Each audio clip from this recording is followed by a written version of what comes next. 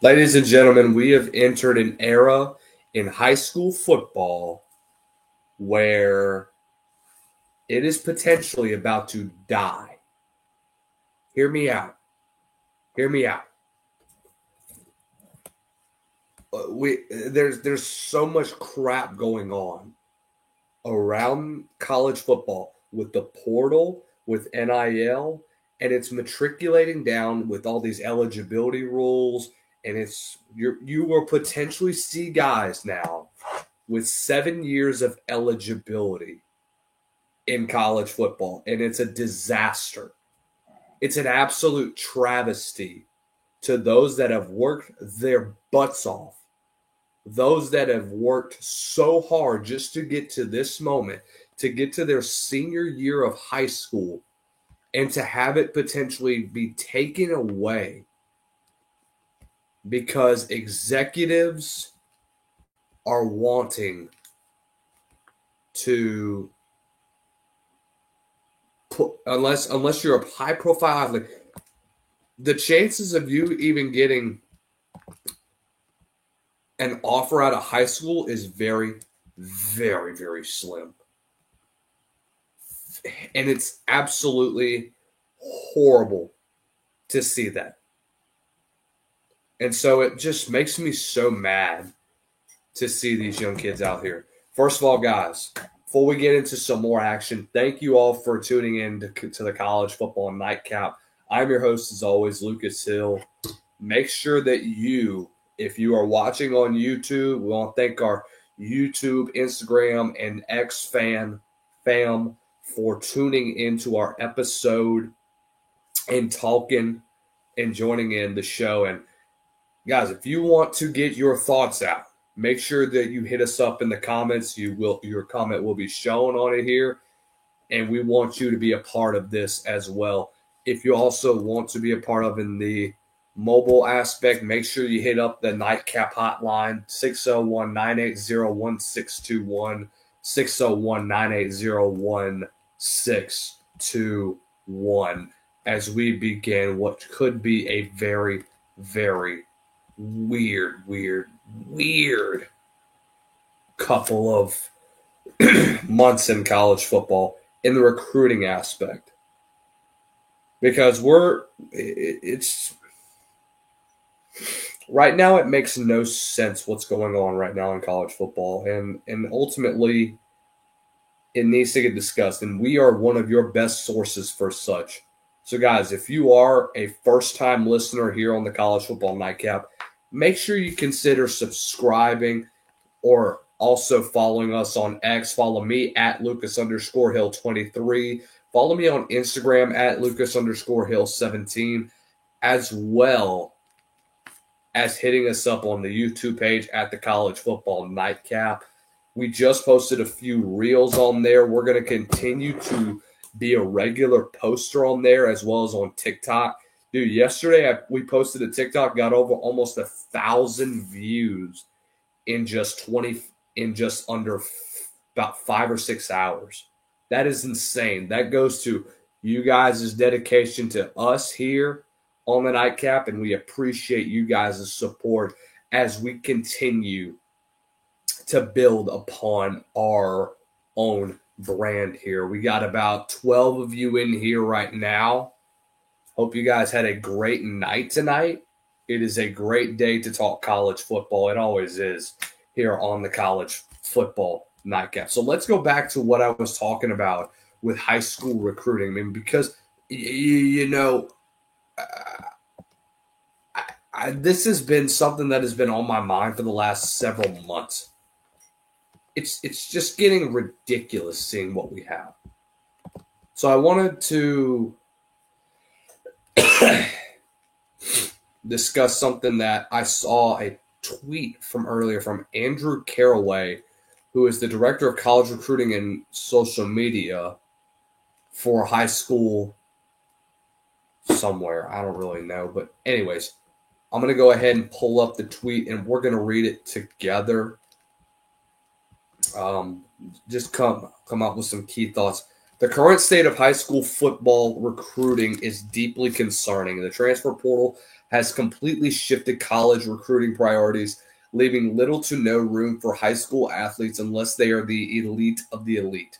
This trend isn't just affecting Division One; it's trickling down to Division Two, Division Three, and NAIA levels as well. Opportunities are drying up, and high school athletes are caught in the middle. For years, these kids have battled the lingering effects of COVID classes taking up roster spots. Now, with roster caps and the obsession with experienced players in the portal, many talented high school players are being overlooked. Are we pushing an entire generation of high school athletes towards JUCO programs as their only viable option? What does this mean for the future of the sport, specifically at the JUCO level? How does football at all levels continue to replenish talent under these conditions? At this rate, it's hard not to question how many college football programs will even exist in 10 years. Yes, absolutely. We'll discuss that in a little bit. One thing is crystal clear. Grades have never been important. Thank you. With Division I scholarships becoming harder to secure straight out of high school, academic success can open doors where athletic opportunities may be dwindling.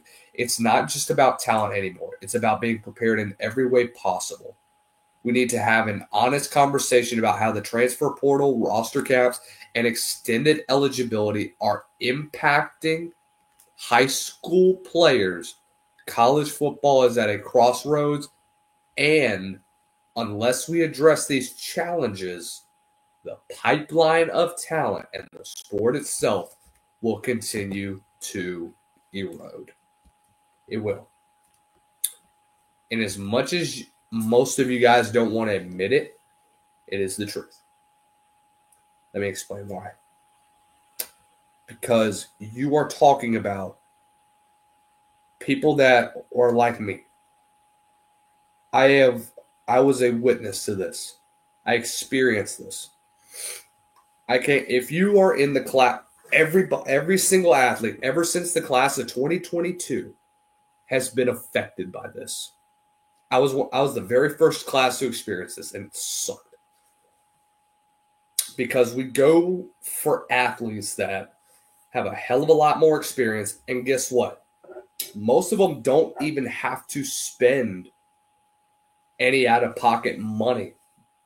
Colleges that don't have a big, especially at the P4 level, if they don't have a huge pool for scholarships from the athletic side, they have NIL money that can pay for it. So you can offer a kid a offer, but hell, if he's a transfer, he can get NIL money. He doesn't have to have the money to come from the school to pay for his education. He can just get it from the NIL deals that he's getting. And that's just the blatant, honest truth about this. As much as people don't want to admit it, that is ultimately what we have come down to in college football. That is ultimately what is going to lead to the demise of big-time recruiting in college football. Guys, college coaches are not going to high schools anymore to recruit these dudes. They're not sending scouts to games. They're going off of the recruiting rankings. They're looking at ESPN. They're looking at 247. They're looking at On3. They're looking at Rivals. They're looking at all these sites to get their information. They're looking at film that's sent to them from Huddle and these little highlight clips. And they set up these pay to potentially get recruited camps, which I think are a scam. And they're getting these kids to come through these camps to pay. In my case, I paid $100 total to go to 2 camps, $50 each, and walked away with nothing. Especially for that senior class that's coming in, those juniors and seniors that are going to these camps, that are looking to just enroll at the school and maybe walk on, the chances of that happening is very, very slim. I had a walk-on opportunity at the school that I wanted to go to, that I was planning on going to. I was going to walk on at that program, and we had the money to cover it. But it never came to fruition because of the portal and because they wanted experience over development of a young guy from high school. They only recruited the amount of high school athletes that are getting offered scholarships is only dwindling down. The amount that are getting offered walk-on opportunities at the P4 level is almost none. Is almost zero. They're just, if you want to give them a walk-on opportunity, you're just giving them to these NIL athletes. You're giving them the transfers. Cam Ward never got a freaking offer out of Miami. He had an NIL package set up. He doesn't need a scholarship. NIL money can pay for everything, especially when you're making 6-7 figures. Jakeem Stewart only played 8 in 13 high school football games and got a 7-figure contract to go to USC. Where all likelihood, the kid look, trust me, there is nothing more than I have than the support for high school recruiting. I follow high school recruiting. I've been following high school recruiting for a little bit. I've followed it for the last 5 years. And I've noticed that as the course it has gone, as high school recruiting has evolved, it has turned into a money grab for a lot of colleges. It has turned into a money grab for a lot of these kids. And it sucks. But it is the truth that is around college football today. It's almost a cancer. The NCAA has to do something to regulate this, but they're not. It's only going to get worse from there. And the amount of high school recruiting that is going to be literally done on these little small tier guys and these small tier schools like where I went to, of course, they just won a national title with a brand new coach. But at the same time, too, guys, it goes down to the head coach of that high school to reach out to those programs. My coach never did. And look, I have no animosity towards him. I don't. I love my coaches. I still have a lot of love and respect for them. I still text them to this day. I hit them up every now and then. I genuinely have love for my coaches. But at the end of the day, guys, you got to tell the truth about what happened. And if you don't like it, then honestly, you got to get real about what these coaches do to you. Do they genuinely care? I don't know. I'm having a hard time deciding whether they do or not. But what I have seen is ultimately I haven't really had much to show that they did at the time. They do now with a brand new coach at their respective high school that I went to. But at the end of the day, guys, I don't really have a lot of experience with with these young dudes and what they have to offer with NIL. I don't. I was in a class that we only have one guy that was in our class, that was in the class of 2022 from my high school that's playing college football right now. He's playing at Southern University just down the street from where I'm at in Baton Rouge. He's a great kid, but he had an offer to go to Southern initially, and then he ended up walking on. But I'm hoping he gets a scholarship soon. The kid deserves it. But anyway,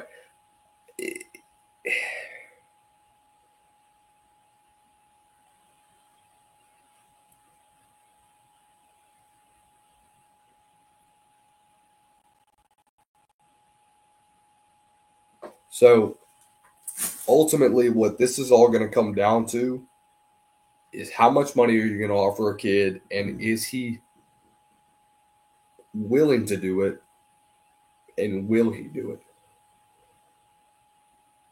But when you talk about other guys that are not 3, 4, 5 stars that are not on three's recruiting list, where are they going to go? Division twos, Division threes, and AIs, they're all getting D1 bounce backs. And a lot of these schools are going to get behind the 8 ball when it comes to NIL, and they're not going to be existing anymore. There's been a lot of programs that have happened because financially, at the Division three and NAIA levels, you're talking about small schools that if you're not there, that every person that decides to go to that school is playing a sport. That's ultimately what it is about at the end of the day, because that's what they're doing.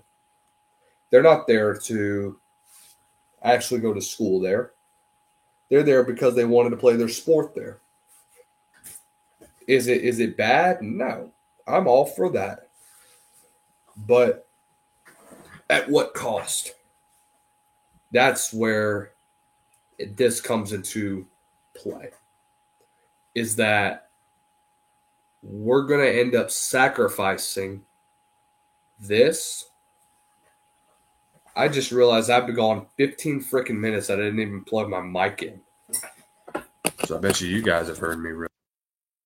So we have literally gone from the Division I level affecting everything that has gone on with high school recruiting to now it's matriculating down to Division II, Division III, and AIA levels to where financially, where are you going to be able to pay these dudes? Division II, Division III, NAIA, JUCO? How are you going to do it? How are you going to be able to take these bounce backs? You're going to take a lot of dudes that are going to want to continue to play the game for 6 years. Get a job. 6, 7 years. Dude, go get your degree and go get a job. College football is going to come to an end. You don't need to be playing college football for an extra 3 years. What is the point? It doesn't make sense to me that this is the case. It absolutely sucks. Excuse me. That these kids are getting affected by it, and it's costing them so many opportunities to continue to play at the next level.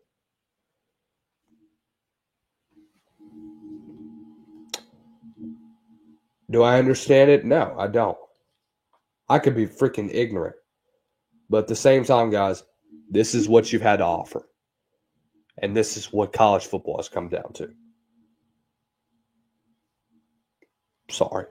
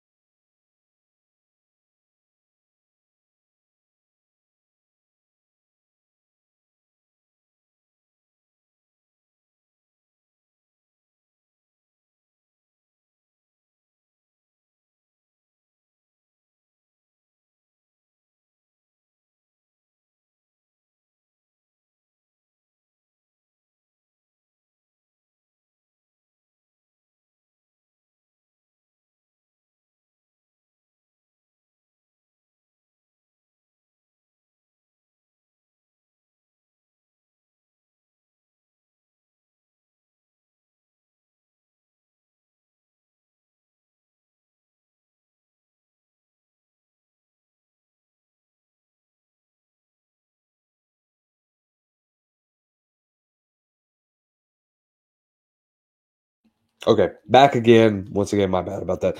I know you guys might have heard the news, but Clemson just fired defensive coordinator Wes Goodwin after 3 years, which ultimately, am I shocked that it happened? Not really. Knowing how last year went for them and just seeing how that defense kind of regressed as the season went along. I think that first game really sealed the deal for them. I think they ended up playing well down the stretch, but I just think they gave up a lot of chunk plays. They gave up a lot of big plays, dude. It was bad. And so, do I hate Wes Goodwin? No, I actually have a lot of respect for him. I loved what he brought to the table. I thought last year he did a great job with the defense. I know that they gave up some some bad games against Duke and against FSU and against Miami and against NC State last year. You were looking at the downfall of the program, and then they finally come back and get some big wins down the stretch. But I do think that ultimately, I think Clemson really was in a rough situation. And I think that goes back to hiring internally and how it kind of needs to stop. Look, we knew that this was going to be a rough tenure with Wes Goodwin following that Wake Forest double overtime when they had in 22. We knew it was going to be rough. But I do give a lot of credit where credit is due to his ability to recruit. And look, I don't think Wes Goodwin should be fired. I think he should be demoted. But I do think that this is a guy that has ultimately, look, he's got a lot of talent. He's a young guy, knows what he's doing, especially on the defensive side of the ball. Dude's been a defensive guy for a long time. 6 years was a GA for a long time, ends up finally being an analyst and gets his first DC position. The guy he was a senior defensive assistant and a defensive analyst. The highest position he had was when he was with Bruce Arians in Arizona as the assistant to the head coach. So he didn't do anything else other than that. I thought overall he did a decent job, but you do want somebody with experience. I think Dabo gave him that opportunity, but ultimately it just wasn't meant to be. That's ultimately what it was at the end of the day. It just wasn't meant to be with this dude. And look, there is a lot.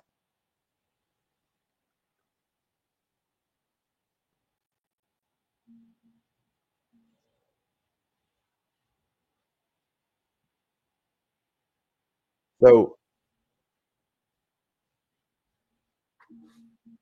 I do believe that there is a lot of talent with Wes, but I think you also have to really understand that there's more.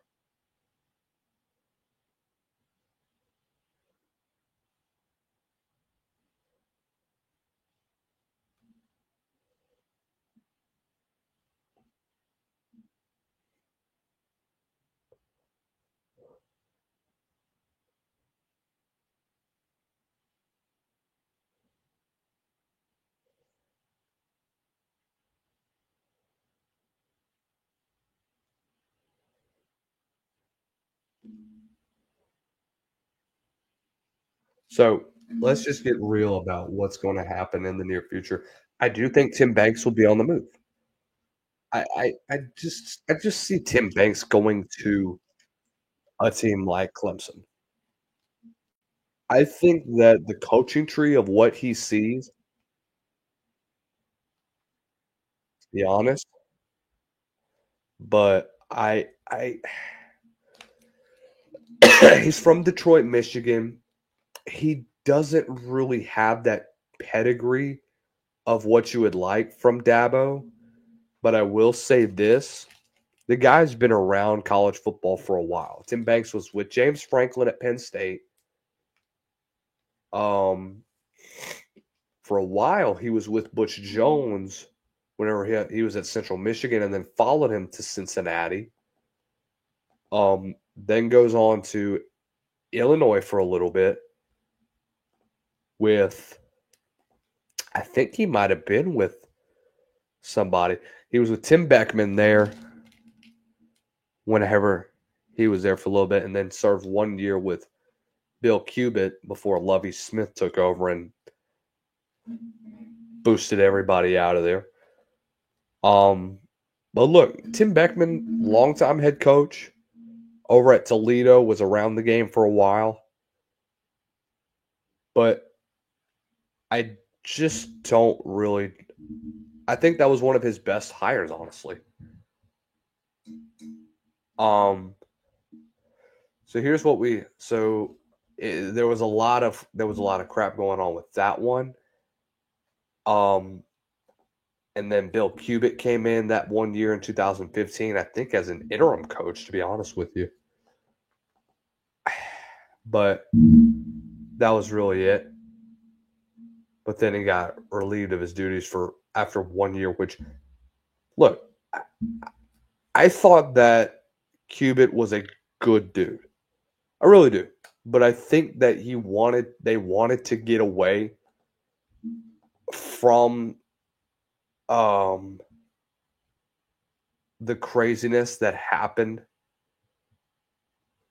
with what happened at Illinois and with what happened with Tim Beckman.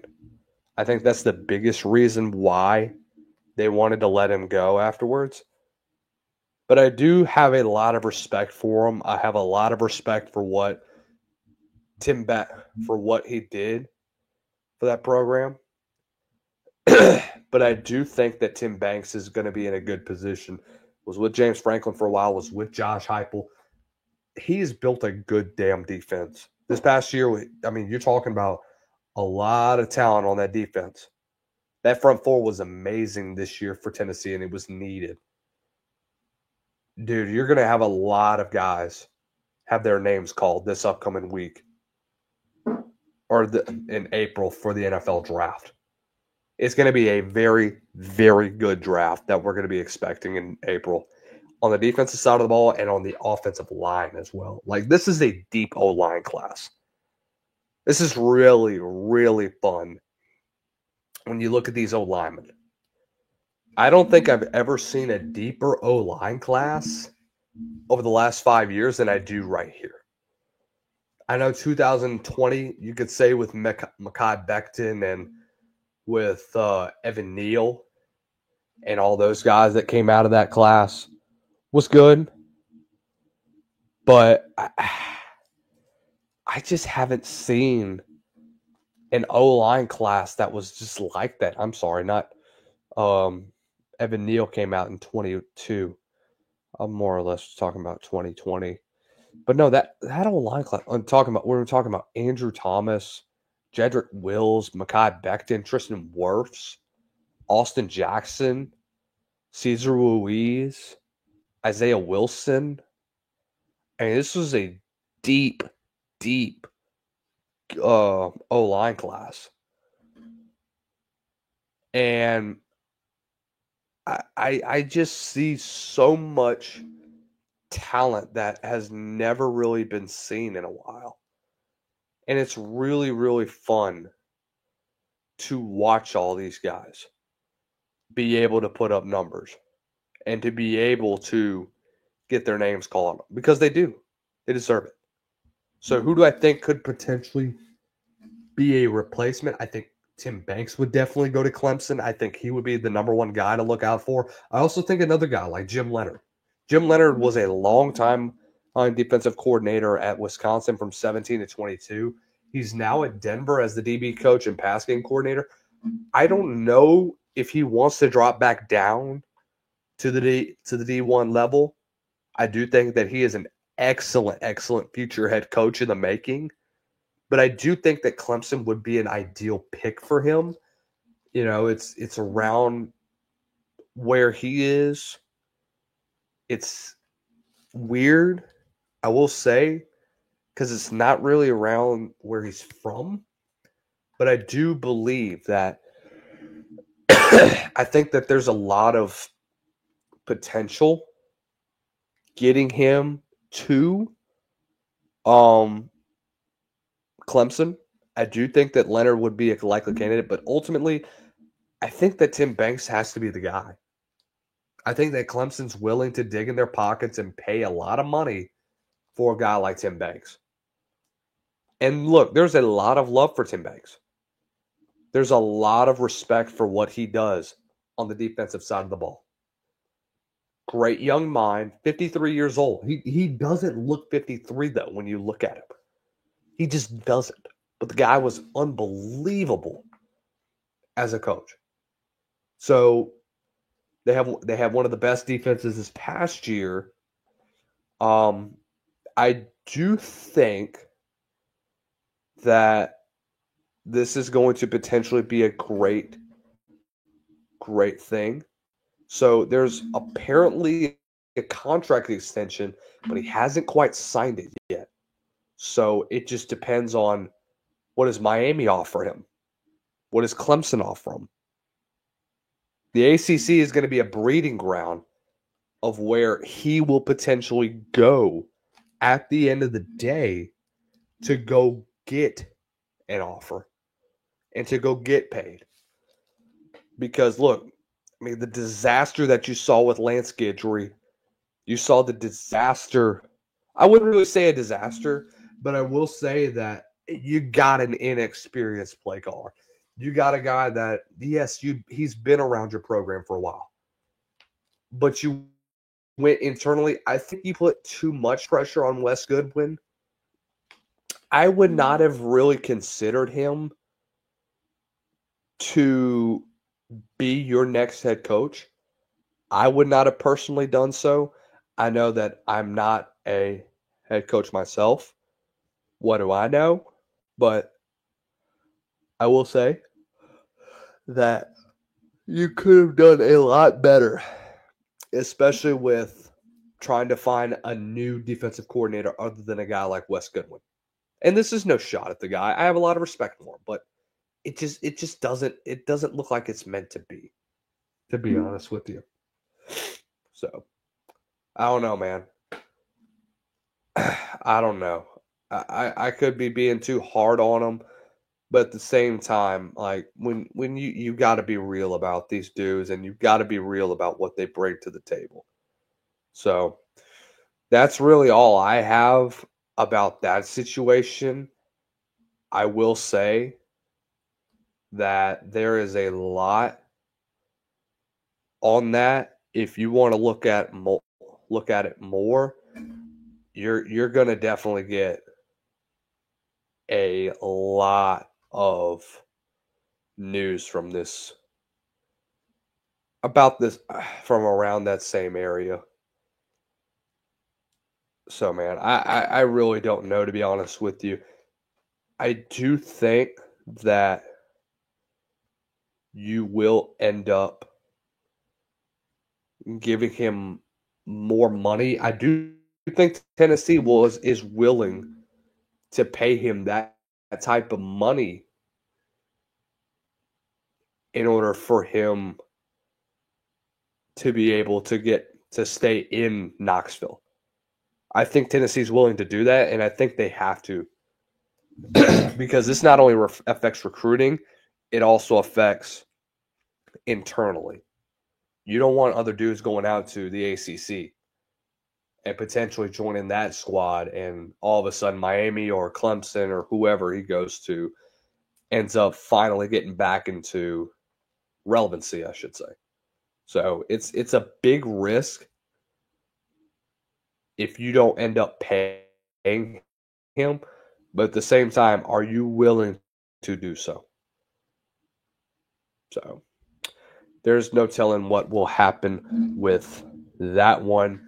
Next year, I'm gonna have my bold claim of the day. Or of the night, I should say. Nightcap night prediction. But Brent Venables. I think that Oklahoma put themselves in a bind over one extension. It was a terrible decision at the end of the day. I don't think they should have done it. They shouldn't have even thought about doing so because now you put this program in a bind. You have just fired your offensive, defensive coordinator. Your head coach may be out the door in 3 years, depending on how much that buyout is. You know, there's just not a whole lot of not a whole lot of just coalition together with Oklahoma right now. This next year is going to be make or break for them because you have a lot of guys that went to the portal. I mean, you lost a lot of dudes. You lost your starting quarterback, you lost your starting receiver, you lost your starting tight end, you lost another receiver who's at Duke. You lost one of your linebackers in Deshaun McCullough, who was supposed to be an impact player for you. And so, what do you have now that you look at this portal? Well, obviously, John Mateer, the number one quarterback in the portal, to go along with Ben Arbuckle, who was his OC there at Washington State. You got Michael Fauci. I mean, number one of the best offensive lines in the nation. Number 3 offensive lineman in all of the country. Number 17 overall player who should be plugged in as a day one starter. You're talking about you got another tight end. You had a lot of guys from Kennesaw State surprisingly jump ship to go here. Look, there is a lot that came off of this. But I will say, look, the 2025 schedule for Oklahoma is going to be like what Florida had this past year. It is not going to be easy. It is not even going to be close to being easy. Let me tell you who they have. Look, the first 3 games, you could probably go 3-2, maybe 4-1, because you play Illinois State, you play Michigan, you go to Temple, you play Auburn and Kent State. 4 or 5 are at home. So that's a good start for you. But then you start really the gauntlet from October 11th all the way to November 15th when you play Texas in the Cotton Bowl, at South Carolina, Ole Miss at home, at Tennessee, at Alabama, Missouri, and LSU. It's very likely that Oklahoma could once again finish 2-6 again in the SEC.